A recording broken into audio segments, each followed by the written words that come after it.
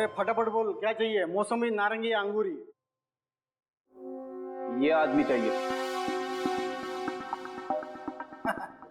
हम यहाँ शराब बेचते हैं, इंसान नहीं। अब आया है तो पतली गली से निकल लो, नहीं तो लेने के देने पड़ जाएंगे। हाँ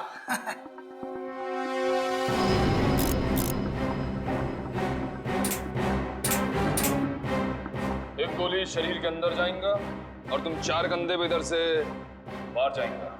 कौन है आप लोग? अपन पप्पू टपोरी और ये कल्लू टपोरी, मुन्ना भाई के पंटर है दोनों। मुन्ना भाई? पहली बार नाम सुना है मैंने। बड़ा डेंजर आदमी है, लोग उसका नाम लेने से डरते हैं। कोई उसका नाम लेगा नहीं तो तुम सुनेगा कैसे? अच्छा अच्छा, ऐसा है क्या? अब चल फटाफट बता, मनसुख पिछले 10 घंटे में इधर आया था कि नहीं आया था? देख, उसने मुन्ना भाई से पैसे उधार लिए और फिर गायब हो गया, समझा? देख, अगर तुम अपन को बताएगा कि मनसुख किस कोने में गिरा पड़ा है तो अपन तेरे को मालामाल कर देगा। सचमुच? तुम अपन को इनाम देगा तो अपन तुम्हारा काम क्यों नहीं करेगा? फटाफट बता, मनसुख किधर है? कल रात को मनसुख इधर आया था। हाँ, फुल 2 दारू पिया और रहने के लिए कमरा मांगा। अपन ने सिर्फ 500 रुपए में उसको पीछे वाला खोली दिया, सोने के वास्ते। हाँ, अब चल फटाफट दिखा उसका खोली किधर है। अपना धंधे का टाइम है ना, अपन अभी नहीं आ सकता है। हाँ अभी नहीं तो कभी नहीं। वाह, वो नहीं तो हो गया। आइए दिखाता हूं मैं आपको। नारंगी, मौसम्बी, कुछ भी पिला दे, सोडा नहीं तो पानी पिला दे। ना ना ना, ना सोडा ना पानी, अपन को तो सिर्फ दारू पिला दे। आज तो अपन फटे तक दारू पिएगा। बहुत सारा माल है अपने पास, बहुत सारा। कौन है?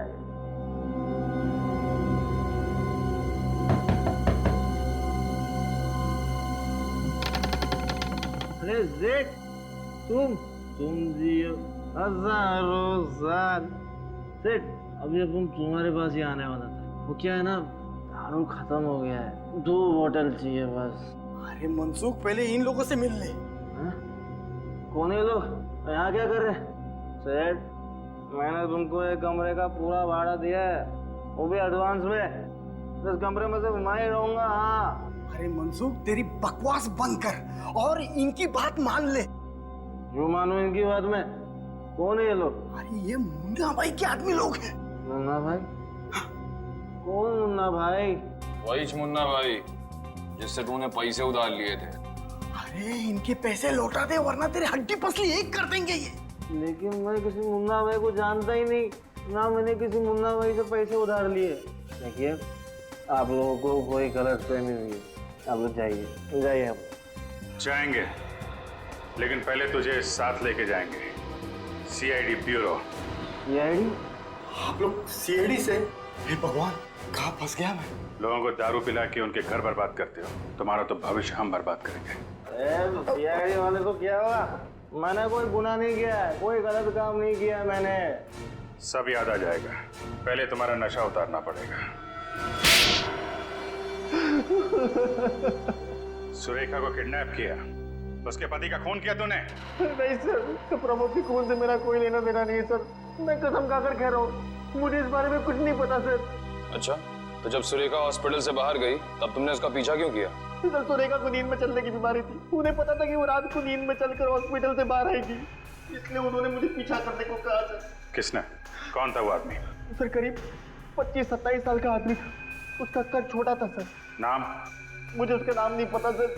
सर, उसने मुझसे कहा कि वो सुरेखा का दोस्त है और वो सुरेखा की सुरक्षा की चिंता करता है सर। तो तुमने ये काम उसकी मदद के लिए किया है? तो ये दारू के पैसे कहाँ से आए? कर्जदारों के पैसे कहाँ से चुकाने वाले थे तुम? मैं मानता हूँ कि मैंने ये काम पैसों के लिए किया, पर सर मैंने किसी का खून नहीं किया है सर। सर, सुरेखा को बंगले में छोड़ने के बाद मुझे सुनने में आया कि सुरेखा के पति प्रमोद का खून हो गया है। सर, सीआईडी वालों को सुरेखा पर शक है। मैं डर गया था सर, मुझे लगा कि जब तक ये मामला ठंडा नहीं हो जाता मैं पैसे लेकर कुछ दिनों के लिए गायब हो जाता हूँ। तो बस सर मैंने कुछ नहीं किया है सर। सर आपको लगता है ये आदमी सच बोल रहा है? 25-27 साल का छोटे कद का आदमी जो अपने आप को सुरेखा जी का दोस्त कहता है, कौन आ सकता है? उसने इस काम के लिए तुम्हें ही क्यों चुना? क्योंकि सर मैं साइकोलॉजिस्ट डॉक्टर जितनी की क्लिनिक में कई सालों से काम कर रहा हूँ। मुझे मालूम था कि सुरेखा उनकी पेशेंट है। मैं उनकी बीमारी से अच्छी तरह से वाकिफ था और सर वो मुझे पहचानती थी, इसलिए मुझे पता था कि जब वो जागेगी वो मुझे देखकर चौंकेगी नहीं। क्या मतलब है तुम्हारा? दरअसल सर ऐसे मरीज नींद में कहीं भी चले जाते हैं और जागने के बाद अगर वो अपने आप को किसी अनजान जगह या अनजान लोगों के बीच पाते तो बौखला जाते सर वो। और सुरेखा मुझे जानती थी, इसलिए मुझे पता था कि ऐसी कोई तकलीफ नहीं होगी सर। इस वक्त सुरेखा कहाँ है? सर मुझे नहीं पता, मुझे कुछ नहीं पता सर। सर उस आदमी ने मुझे कहा कि सुरेखा जी जब जाग जाए तो उसे समझा बुझाकर एक बंगले में छोड़कर आना। सर उसके बाद क्या हुआ मुझे कुछ नहीं पता सर, मैं सच कह रहा हूँ। सर कहीं सुरेखा अभी भी उस बंगले में तो नहीं है? कहाँ है वो बंगलो जहाँ तुमने सुरेखा को छोड़ा था?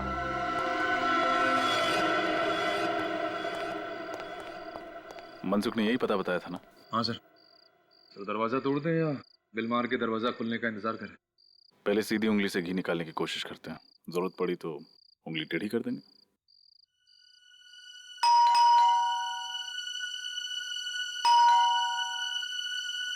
दरवाजा तो खुल नहीं रहा, उंगली टेढ़ी करे। लेकिन दरवाजा तोड़ेंगे नहीं, कोई और रास्ता ढूंढते हैं अंदर घुसने का।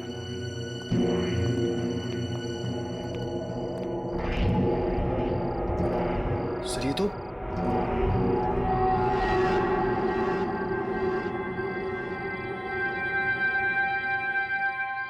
ये तो सुरेखा है। इसने तो हेडफोन लगा रखा। हाँ, ये कर क्या रही?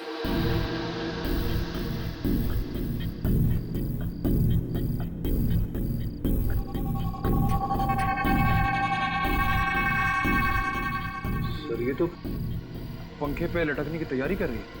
अंदर चलो। सुरेखा! सुरेखा उठो! ठीक है, पानी लाओ। मैं सुरेखा हूँ।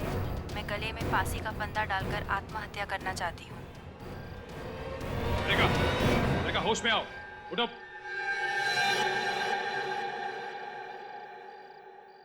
ये मैं क्या कर रही थी? आप फांसी लगाने जा रही थी। फांसी? जी हाँ, इस हेडफोन्स के जरिए आपको सम्मोहित किया जा रहा था। सम्मोहित? मैं सुरेखा हूँ। मैं गले में फांसी का फंदा डालकर आत्महत्या करना चाहती हूँ। मगर सर ये आवाज तो सुरेखा की नहीं है, किसी और लड़की की है। हो सकता है ये जो कोई भी लड़की है वे नहीं चाहती कि सुरेखा जिंदा रहे और उसी ने इनके पति प्रमोद का खून किया।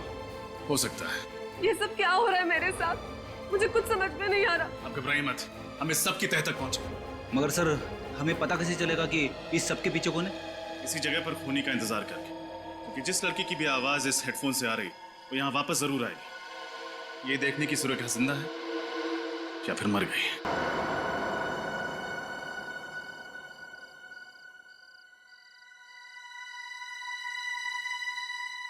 2 घंटे हो गए सर, अभी तक तो कोई नहीं आया। सब्र करो फ्रेडी, सब्र का फल मीठा होता है। सब मेरे साथ ही क्यों होता है? संभालिए अपने आप को सुरेखा।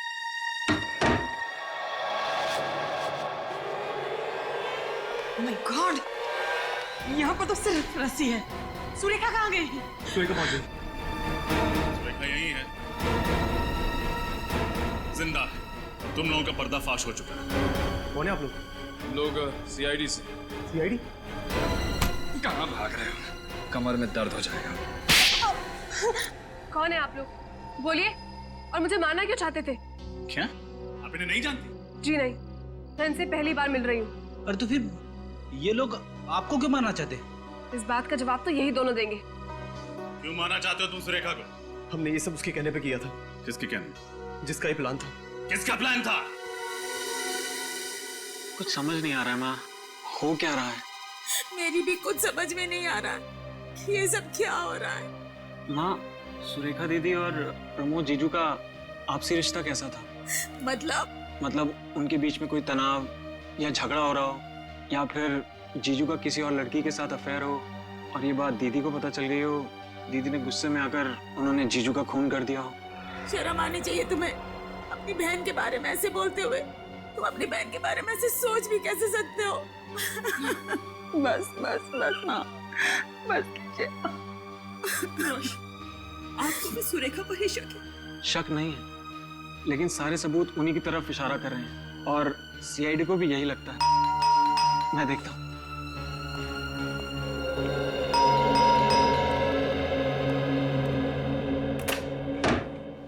जी गई। मैं सीआईडी से। आप कौन? मैं सुरेखा का भाई रोशन हूँ। कहाँ है मेरी बच्ची? कुछ खबर मिली उसकी? पता चला, लेकिन क्या? लेकिन हम उसे बचा नहीं सके। बचा नहीं सके? कहाँ है सुरेखा? क्या हुआ उसको? उसने आत्महत्या कर ली। उसने आत्महत्या कर ली। नहीं, ऐसा नहीं हो सकता। कह दो कि ये सब झूठ है। सुरेखा में छोड़ के ऐसा नहीं जा सकती।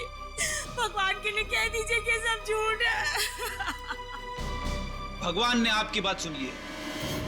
आप क्या कहना चाहते हैं? यही कि आपकी बेटी सुरेखा मरी नहीं है, जिंदा है। सुरेखा जी। माँ, मेरी बच्ची। भाभी, आप लोगों ने हमसे झूठ क्यों कहा? उसका जवाब है ये दोनों। आइए।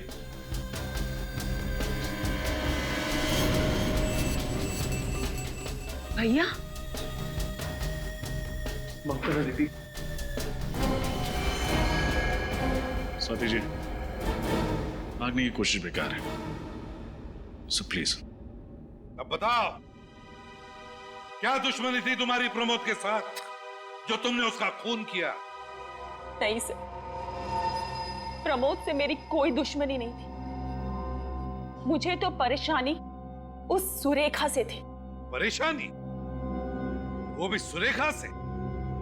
सुरेखा तो तुम्हारे पति की बहन है ना? परेशानी खड़ी की थी मेरे ससुर जी ने, जिन्होंने अपनी सारी की सारी जायदाद अपनी बेटी उस सुरेखा के नाम कर दी थी और अपने बेटे यानी कि मेरे पति उनको एक फूटी कौड़ी नहीं थी। जो बात मेरे बर्दाश्त के बिल्कुल बाहर थी। मगर प्रमोद ने क्या बिगाड़ा था तुम्हारा? उसका खून क्यों किया?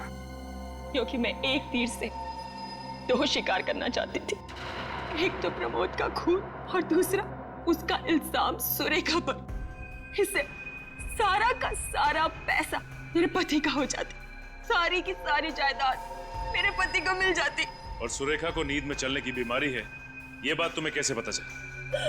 मेरी होने वाली भाभी प्रिया, ये उसी हॉस्पिटल में काम करती थी जहाँ पर सुरेखा का इलाज चल रहा था। किसी ने उसे वहां देखा था और मुझे तुरंत बताया। मैंने ही इससे सुरेखा की बीमारी के बारे में और पता करने के लिए कहा था। वाह रे वाह प्रिया, वाह, अच्छा साथ दिया तुमने। और जैसे ही तुम्हें सुरेखा की बीमारी के बारे में पता चल गया, तुम्हारे दिमाग में वो घिनौना प्लान आ गया है ना?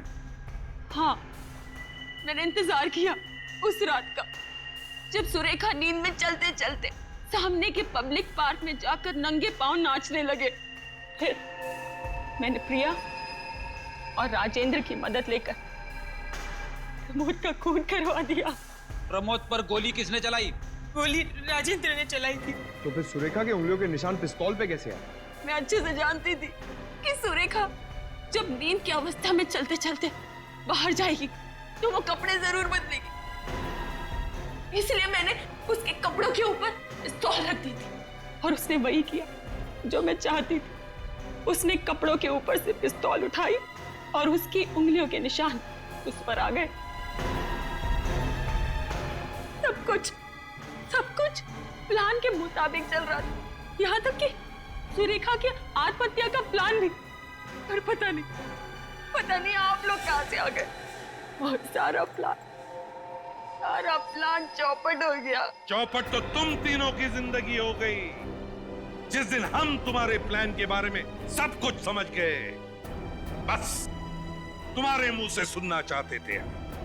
अब शायद तुम तीनों को फांसी ही होगी। तब तक जेल की सलाखों के पीछे सड़ते बैठना।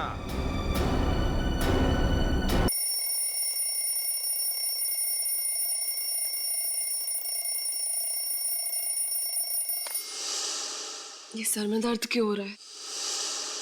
चाय पीती हूँ, बेहतर महसूस होगा।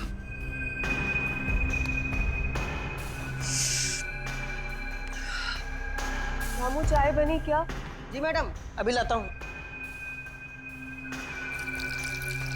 रामू, थोड़ा जल्दी करो, मेरा सर बहुत भारी हो रहा है। लाता हूँ मैडम। पता नहीं क्या हो रहा है मुझे।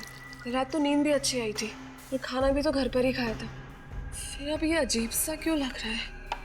मैम साहब, आपके सर दर्द की दवा लाऊं क्या? नहीं रामू, चाय पी लेती हूँ, शायद उससे ठीक हो जाए। ठीक है मैम साहब, मैं साहब को चाय दे के आता हूँ। तुम रहने दो, मैं देकर आती हूँ। कल देर रात तक काम कर रहे थे, अभी भी सो रहे हैं। ठीक है मैम साहब। फिर प्रमोद भी ना, फिर लेट हो जाएगा तो मुझ पर चिल्लाएंगे। प्रमोद, देखो उठो अभी। देखो मेरी तबीयत पहले से ही ठीक नहीं है, अब तुम मुझे और तंग मत करो। तुम्हारी चाय भी तैयार है। Pramod, Pramod.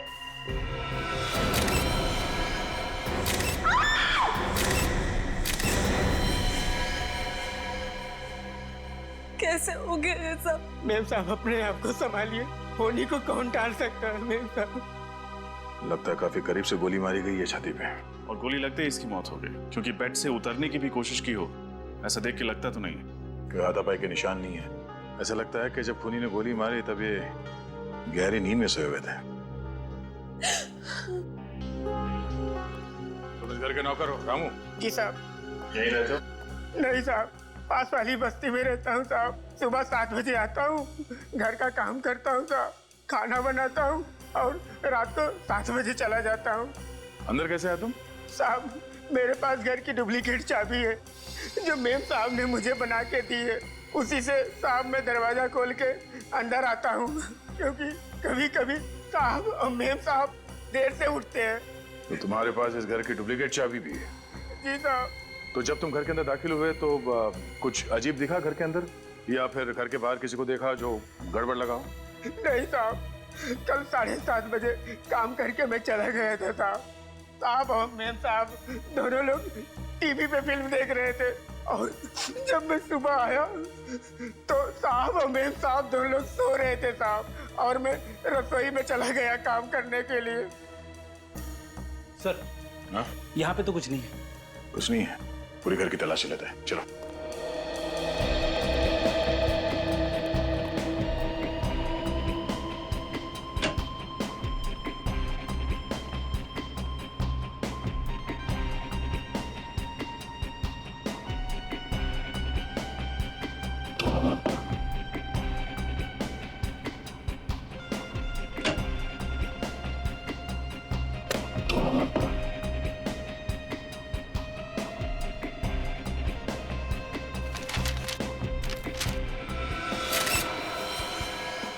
Sir, study room में से गन मिली है।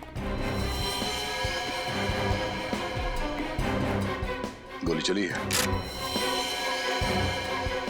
साहब, इस बंदूक के बारे में मैं कुछ नहीं जानता हूँ साहब। मैं बेकसूर हूँ साहब, मैं बहुत ईमानदार हूँ साहब, मैंने कुछ नहीं किया साहब। ये लो, हमने तो तुमसे कुछ पूछा ही नहीं और तुम खुद ब खुद बोल पड़े। अब तो हमारा शक यकीन में बदल गया है। प्रमोद जी का खून तुम्ही ने किया है। नहीं साहब, मैंने कुछ नहीं किया साहब। सुरेखा जी, आपका क्या कहना है इस गन के बारे में? सुरेखा जी, मैं आपसे पूछ रहा हूँ, आपने गोली चलने की आवाज सुनी थी? नहीं, मैंने कोई आवाज नहीं सुनी। और ये गन कहाँ से आई मुझे ये भी नहीं मालूम। जिस कमरे में आप सो रही थी उसी कमरे में आपके पति प्रमोद की गोली मार के हत्या हुई और आपने गोली चलने की आवाज नहीं सुनी है? सर, वॉशिंग मशीन के अंदर ये खून से सने हुए कपड़े मिले। इस कपड़े को तो पहचानती हैं आप? हाँ, ये तो मेरी नाइट ड्रेस है, लेकिन इस पे खून कहाँ से आया? आप जवाब दीजिए, इस पे खून कहाँ से आया? मुझे नहीं पता इस पे खून कहाँ से आया। सुरेखा जी, आप झूठ बोल रही हैं। मैं आपसे झूठ क्यों बोलूंगी? क्योंकि आपने अपने पति प्रमोद का खून किया है मैं क्यों अपने पति को मारूंगी? मैं तो उनसे बहुत प्यार करती थी। झूठ। मैं झूठ नहीं बोल रही हूँ, मैंने कुछ नहीं किया। मैं बिल्कुल निर्दोष हूँ, मेरी बात को यकीन कीजिए। कैसे मान ले कि आप निर्दोष हैं? जिस कमरे में आप सोई थी उसी कमरे में आपके पति का खून हो गया। आपने गोली चलने की आवाज नहीं सुनी। आपको यह तक नहीं पता कि आपके पति की मौत कब हुई है? मेम साहब सच बोल रही साहब। चुप। कब से काम कर रहे हो तुम यहाँ? 3 साल से साहब। और मेम साहब को और साहब को मैंने कभी भी झगड़ते हुए नहीं देखा साहब। झगड़ते नहीं देखा इसका मतलब ये नहीं कि आपकी मेम साहब खून नहीं कर सकती। सुरेखा जी, आप इन्हें अपने पति का खून किया है और जो कुछ भी हुआ आप साफ साफ बताइए हमें। मैं बिल्कुल निर्दोष हूँ, मैंने इनका खून नहीं किया है। मैं निर्दोष हूँ।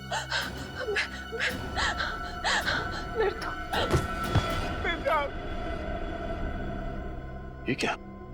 ये वाकई बेहोश हो गई है या बेहोश होने का नाटक कर रही है? एक काम करो, इन्हें अस्पताल लेके जाओ। सारे सबूत और प्रमोद की लाश को फॉरेंसिक लैब भिजवा दो। मेरा शक एकदम सही निकला। ये गोली जो प्रमोद के शरीर में से मिली है, ये इस पिस्टल से चली है और इस पिस्टल पर सुरेखा की उंगलियों के निशान है। क्या? सुरेखा के? और इस नाइट ड्रेस पे जो खून लगा है वो किसका है? ये खून भी प्रमोद का ही है। अच्छा, इसकी मौत कितने बजे हुई? रात तकरीबन 1 से 1:30 बजे के बीच। मतलब प्रमोद का खून सुरेखा नहीं किया है? लग तो कुछ ऐसे ही रहा है। हॉस्पिटल चलकर इस सुरेखा से मिलना पड़ेगा। सर, सारे सबूत सुरेखा की तरफ इशारा कर रहे हैं। मुझे तो लगता है उसने बेहोश होने का नाटक भी किया है।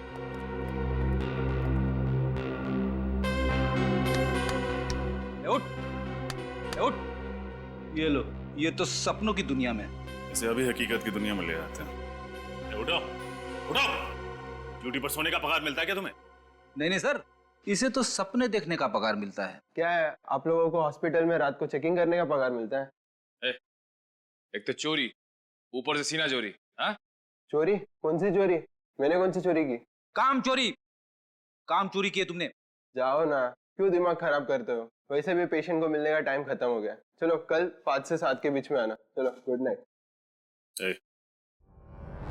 Good morning. CID? Surekha ji इसी कमरे में है? जी सर। चलो दिखा।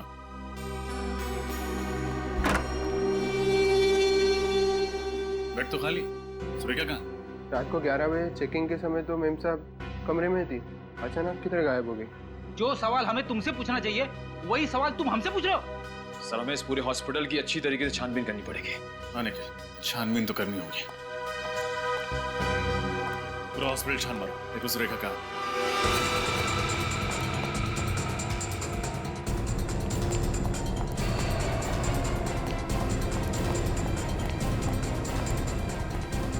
सब चेक कर लिया लेकिन सुरेखा नहीं मिली सर। वहां पे भी नहीं है। कैसे हो गया ऐसे? कहाँ है सुरेखा?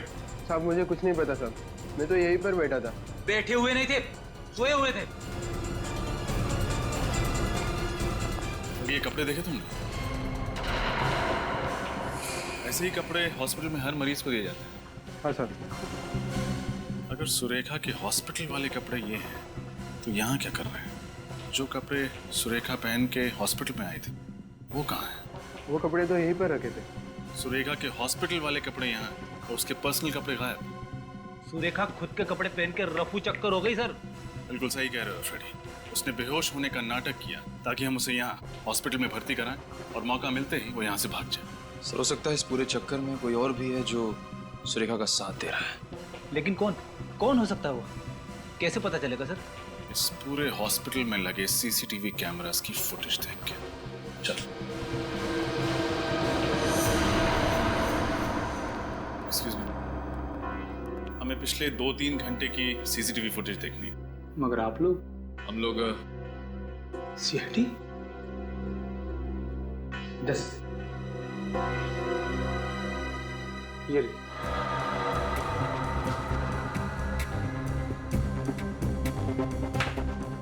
ये रही सुरेखा, मगर इसके हाथ में तो खुद के कपड़े हैं। और ये ऐसे चल रही है जैसे इसमें कोई जान ही नहीं है। शायद इस कमरे के अंदर वो कपड़े बदलने गई। मगर ये काम तो वो अपने कमरे में भी कर सकती थी ना। हाँ फ्रेडी, यही तो मैं सोच रहा हूँ।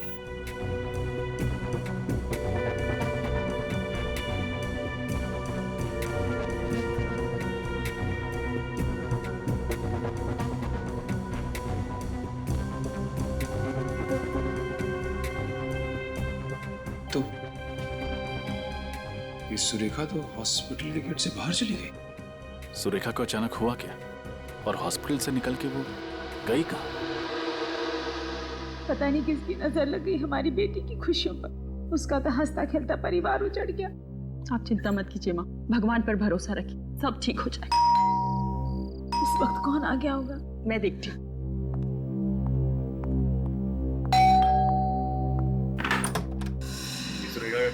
जी, लेकिन वो तो इस वक्त हॉस्पिटल में है। थी, अब नहीं है। हॉस्पिटल में नहीं है तो कहाँ है? ये आपको पता होना चाहिए। पूरे घर की अच्छी तरह तलाशी। अरे तलाशी? एक सेकंड, ऐसे कैसे आप तलाशी ले सकते हैं? आप लोग हैं कौन? CID। CID? मगर आपको तो मालूम है कि वो अपने पति प्रमोद की लाश को देखकर बेहोश हो गई थी। सब नाटक था ताकि वो हॉस्पिटल में भर्ती हो सके और फिर हमारी आंखों में धूल झोंक कर वहां से भाग सके। लेकिन सुरेखा ऐसा करेगी क्यों? आप उस पर झूठा इल्जाम लगा रहे हैं। आप बहुत अच्छे से जानती हैं सुरेखा। आपकी तारीफ? सर, ये हमारी बहू है, अमेरिका से आई है अपने भाई की शादी के लिए। तो आप सुरेखा की भाभी? जी। आपके पति मतलब कि सुरेखा के भाई आपके साथ आए? जी, वो मेरे साथ नहीं आए, उन्हें कुछ जरूरी काम आ गया था, लेकिन अब वो फ्लाइट में बैठ चुके हैं, कल तक पहुंच जाएंगे। सर, सुरेखा घर में नहीं है। बताइए, कहाँ छुपा के रखा आपने अपनी बेटी को? मैं क्यों छुपाऊंगी सर? क्योंकि आपकी बेटी सुरेखा जी ने अपने ही पति का खून किया है। क्या? जी हाँ। एक मिनट, आप लोगों के पास सबूत क्या है कि सुरेखा ने ही प्रमोद का खून किया? मौकाए वारदात से जो हमें गन मिली उस पर सुरेखा की उंगलियों के निशान। उसके अलावा खून करते वक्त जो कपड़े उसने पहने थे वो खून से सने कपड़े उसी की वॉशिंग मशीन से बरामद हुए। नहीं सर, मेरी बेटी अपने पति का खून क्यों करेगी? भला कोई अपने ही हाथों से अपना सुहाग उजाड़ सकता है क्या? पैसों के लिए उजाड़ेगी। पैसों के लिए? जी हाँ, पैसों के लिए सगा भाई भाई का खून कर सकता है, तो एक पत्नी अपने पति का खून क्यों नहीं कर सकती? नहीं सर, सुरेखा को पैसे की कोई कमी नहीं थी। उसके पिताजी ने सारी जायदाद उसके नाम कर दी थी, बंगला, गाड़ी, सब कुछ। आपको यकीन नहीं आता है तो मैं कागजात आपको दिखा देती हूँ। देखिए, कहना तो नहीं चाहिए, लेकिन सुरेखा के पास प्रमोद से ज्यादा जायदाद थी, फिर वो पैसों के लिए उसका खून क्यों करेगी? इसका पता तो चल ही जाएगा। सर, इस सुरेखा को ढूंढेंगे किसे? कोई ना कोई रास्ता मिल ही जाएगा सुरेखा तक पहुंचने का। अब मैं अंदर आ सकता हूँ? आइए। क्या बात है? साहब, मैं सुरेखा जी के बारे में कुछ जानकारी देना चाहता हूँ। कौन है आप? सुरेखा को कैसे जानते हैं? साहब, मेरा नाम गौरव है। मेरी सुरेखा जी और प्रमोद जी के घर के पास ही किराने की दुकान है। वो अक्सर मेरी दुकान से ही खरीदारी करते। तो फिर? परसों रात में गांव के लिए ऑटो रिक्शा से स्टेशन जा रहा था। मेरी रात 2 बजे की ट्रेन थी। जब मैं घर से निकला तो मैंने देखा सुरेखा जी अपने घर के पास वाले पब्लिक पार्क में नंगे पैर नाच रही थी। क्या? सुरेखा जी पब्लिक पार्क में नाच रही थी और वो भी नंगे पांव? साहब, मुझे भी बहुत अजीब सा लगा।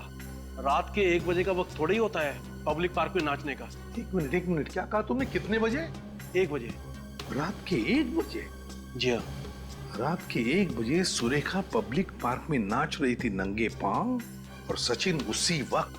और रात के 1 और 1:30 बजे के बीच में प्रमोद का भी खून हुआ। पूरे होश में थे जब तुमने देखा या फिर कुछ शौक है तुम्हें? साहब, मैं पूरे होश में था, आप मेरा यकीन कीजिए। सर, कोई एक इंसान एक ही वक्त पे 2 अलग अलग जगह पे कैसे हो सकता है? वही तो सचिन, वही तो। कुछ ना कुछ तो गड़बड़ जरूर है, कुछ ना कुछ तो गड़बड़ जरूर है। ठीक है, तुम जा सकते हो। पंकज, इनका फोन नंबर और एड्रेस ले लेना, जरूरत पड़े तो हम तुम्हें खुद से बुला लेंगे। हाँ सचिन,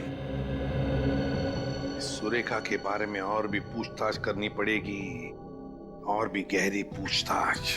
तो सर, एक बार फिर से सुरेखा के घर की तलाशी ले लें? बिल्कुल बिल्कुल ले लो उसके घर की तलाशी। कोई ना कोई सुराग तो वहां पर जरूर है जो हमारी आंखों से छूटा है।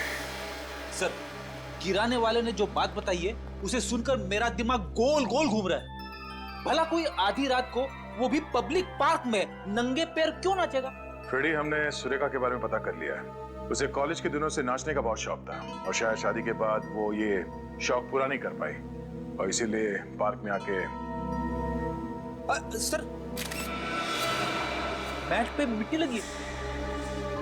हाँ फ्रेडी, पर हो सकता है ये मिट्टी किसी के जूतों से लग गई हो। हमें ठोस सबूत चाहिए, इससे काम नहीं चलेगा। अंदर चल के देखते हैं। एक एक कमरा छान मारना, किसी भी चीज को नजरअंदाज मत करना। जल्दी।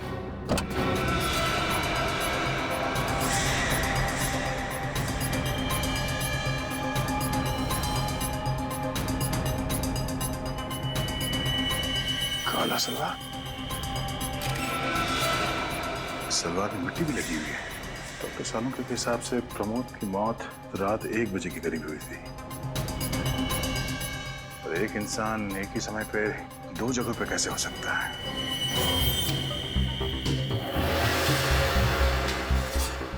या तो वो अपने पति का खून करके सबूत मिटा रही होगी या फिर पार्क में डांस कर रही होगी। अब ये क्या चक्कर है? सर, सुरेखा की मेडिकल फाइल मिली है। अच्छा, ये क्या? ये सुरेखा रात सोने से पहले सिस्टोपैम टैबलेट खाती थी। ये सिस्टोपैम क्या है? डॉक्टर सालों के ही बताएंगे। डॉक्टर साहब, फिलहाल आप ये बताइए कि ये सिस्टोपैम नाम का जो टैबलेट है, ये किस चीज के लिए ली जाती है? हाँ, ठीक है सर। क्या हुआ? ये टैबलेट सिस्टोपैम एंटी डिप्रेसेंट है। मतलब सुरेखा को डिप्रेशन की बीमारी? पर ये बात सुरेखा की माताजी ने हमें क्यों नहीं बताई? सर कहीं ऐसा तो नहीं कि सुरेखा की माँ ने हमसे ये बात जानबूझ के छुपा के रखी हो? अब ये तो हमें ये डॉक्टर बताएंगे जिसने सुरेखा को ये दवाई प्रिस्क्राइब की थी, डॉक्टर जितेन। ये 2 गोलियां ले लीजिए, इससे तुम्हारी दिमागी दृश्य कम हो जाएंगे। मनसुख, इन्हें ले जाइए। आइए।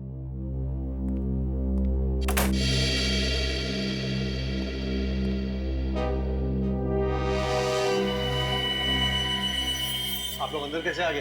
अपॉइंटमेंट ली? सॉरी आपको परेशान करने के लिए। दरअसल आपसे बहुत जरूरी काम था, इसलिए बिना अपॉइंटमेंट ही अंदर चले आए। कौन है आप लोग? मुझसे क्या चाहते हैं? हम लोग CID से। हमें आपकी पेशेंट सुरेखा के बारे में कुछ जानकारी चाहिए। सुरेखा? पूछिए, क्या पूछना है? आपने ही सुरेखा को ये एंटी डिप्रेसेंट टैबलेट सिस्टोपैम दिया था ना? हाँ, ये मैंने प्रिस्क्राइब की थी। डॉक्टर साहब, क्या आप बता सकते हैं कि सुरेखा को कौन सी बीमारी थी? देखिए, मैं एक साइकियाट्रिस्ट हूँ और साइकियाट्रिस्ट होने के नाते मैं अपने किसी भी मरीज के बारे में किसी को भी कुछ बताना उचित नहीं समझता।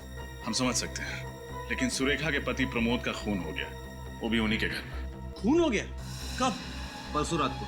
परसों रात को? और हमेशा के कि सुरेखा ने अपने पति का खून किया। और खून करने के बाद वो गायब हो गई। जी हाँ, दरअसल बात यह है कि सुरेखा हमारे सामने बेहोश हो गई और जब हमने उसे अस्पताल में भर्ती किया तो वो अस्पताल से भाग गई। भाग गई? डॉक्टर साहब, अगर आप हमें बता देंगे कि सुरेखा को क्या बीमारी है तो हमें केस सॉल्व करने में आसानी होगी। देखिए, मैं कैसे? देखिए प्लीज, आप बताएंगे आपने उसे ये एंटी डिप्रेसेंट क्यों दी थी? क्या उसे किसी किस्म का डिप्रेशन था? जी, सुरेखा को डिप्रेशन नहीं था। सुरेखा को दरअसल नींद में चलने की बीमारी थी। नींद में चलने की बीमारी? जी। सर कहीं ऐसा तो नहीं कि सुरेखा ने नींद में ही अपने पति का खून कर दिया? डॉक्टर साहब, नींद में चलने वाला आदमी नींद में खून कर सकता है? वेल, हाँ भी और ना भी। मतलब क्या सुरेखा ने इससे पहले भी नींद में कोई अजीब सी हरकत की थी? प्रमोद ने मुझसे कहा था कि एक बार रात को वो जब उठा तो सुरेखा बिस्तर पे नहीं थी। पूरा घर छान मारने के बाद उसने देखा सुरेखा घर पर भी नहीं थी। फिर वो जब उसे ढूंढने के लिए बाहर निकले तो उसने देखा कि सुरेखा पब्लिक पार्क में नंगे पांव नाच रही थी। पब्लिक पार्क में नाच रही थी? जी। इसका मतलब सर किराने वाला सच बोल रहा था। उसे बचपन से नाचने का शौक भी तो था। ये मुमकिन है, क्योंकि इंसान अपने कॉन्शियस यानी सचेतन अवस्था में जो चीज पसंद करता है वही चीज वो अपने सबकॉन्शियस यानी अर्ध चेतन अवस्था में करता है, भले वो नींद में क्यों ना हो। लेकिन डॉक्टर साहब, नींद में कोई किसी का खून कर सकता है? वेल, इस संभावना को नकारना नहीं जा सकता, क्योंकि कुछ साल पहले अमेरिका में एक ऐसा केस हुआ था जहाँ पे एक आदमी ने अपने भाई का खून कर लिया और कोर्ट में यह साबित हुआ कि वो अपने भाई से बेहद नफरत करता था। इसलिए उसने अपने भाई को अपनी सबकॉन्शियस यानी अर्ध चेतन अवस्था में मार डाला। लेकिन सर सुरेखा की बातों से तो ऐसा लग रहा था कि वो अपने पति से बहुत प्यार करती थी। समझ में नहीं आ रहा। डॉक्टर साहब, जहां तक मुझे पता है अर्ध चेतन अवस्था में कोई आदमी चीजों को छुपाएगा नहीं। Am I right? ठीक कह रहे हैं आप। अजीब बात है, हमें गन मिली कचरे के डब्बे में बहुत सारे कागजों के नीचे छुपाई हुई, और खून से सना हुआ नाइट ड्रेस मिला, वो भी वॉशिंग मशीन के अंदर बहुत सारे कपड़ों के नीचे छुपाया हुआ। और सर किराने वाले के हिसाब से तो जब प्रमोद का खून हुआ तब तो सुरेखा पब्लिक पार्क में नाच रही थी। वही तो, एक ही आदमी एक ही समय पर दो जगह पर कैसे हो सकता है? अजीब चक्कर है। कोई ऐसा तो नहीं कि सुरेखा की इस बीमारी का कोई और ही फायदा उठा रहा है? हो सकता है, और अगर ऐसा है तो हमें जल्द से जल्द सुरेखा को ढूंढना होगा, क्योंकि अब उसकी जान को खतरा हो सकता है। सर, हाँ सर, उस रात जब सुरेखा जी हॉस्पिटल से गायब हुई थी तो इस रिक्शा वाले ने उन्हें देखा था। तुमने सुरेखा को देखा था? जी साहब, और वो मैडम बड़ी अजीब तरीके से चल रही थी। अजीब तरीके से मतलब खोई खोई भी लग रही थी। खोई हुई सी लग रही थी? जी हाँ, और एक बात और, एक आदमी उनका पीछा भी कर रहा था। एक आदमी उसका पीछा कर रहा था? जी हाँ। तो क्या तुमने उस आदमी को देखा है? जी। तो उसकी शक्ल बनवा सकते हो, स्केच? जी हाँ, बिल्कुल बनवा सकता हूँ। वो आदमी ऐसा ही दिखता है? जी हाँ, बिल्कुल ऐसा ही दिख रहा था। लाइए, दीजिए।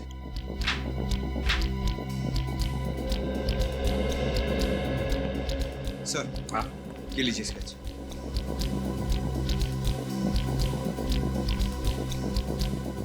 अच्छा, तो ये है वो आदमी जो सुरेखा का पीछा कर रहा था। रेडी? क्या हुआ? कुछ नहीं सर। सर, इस आदमी को मैंने कहीं देखा है। तुमने देखा इस आदमी को? हाँ सर। कहाँ पर? याद करो, याद करके बताओ। याद आया सर, इस आदमी को मैंने डॉक्टर जितेन के कैबिन में से बाहर निकलते हुए देखा। डॉक्टर जितेन के कैबिन से बाहर निकलते हुए देखा था इसे? कहीं इस आदमी ने तो नहीं सुरेखा को अगवा किया? डॉक्टर जितेन के पास जाकर पूछताछ करो, पता लगाओ इस आदमी के बारे में। आप लोग फिर से? माफ कीजिएगा, आपसे फिर से मिलना जरूरी था, क्योंकि सुरेखा की जिंदगी और मौत का सवाल है। क्या हुआ सुरेखा का? मिल गई वो? जी नहीं, अभी तक तो नहीं मिली। यह आदमी कल आपके कैबिन में से बाहर निकला था जब हम यहाँ पे आए थे। आप इसे बुला सकते हैं? ये तो मेरा असिस्टेंट मनसुख है, लेकिन इसका सुरेखा के साथ क्या लेना देना? हमें शक है कि इसी ने सुरेखा को अगवा कर लिया। क्या मनसुख ने सुरेखा को अगवा की? हाँ, मनसुख आपकी क्लिनिक में कहीं दिख नहीं रहा। आज काम पे नहीं आया क्या? नहीं, वो सुबह उसका फोन आया था और कह रहा था कि उसकी माँ की तबीयत अचानक खराब हुई है, इसलिए 3-4 दिनों तक नहीं आएगा। लगता है हमारा शक सही निकला है। मनसुख के घर का पता मिलेगा? हॉस्पिटल वालों ने जो मनसुख का एड्रेस दिया था यही है ना? हाँ सर, लेकिन मुझे लगता नहीं कि मनसुख को हमें देख के खुशी होगी। हमें देख के किसे खुशी होती है? मुझे मायूस हो जाता है, क्योंकि जानता है कि उसका वक्त पूरा हो गया।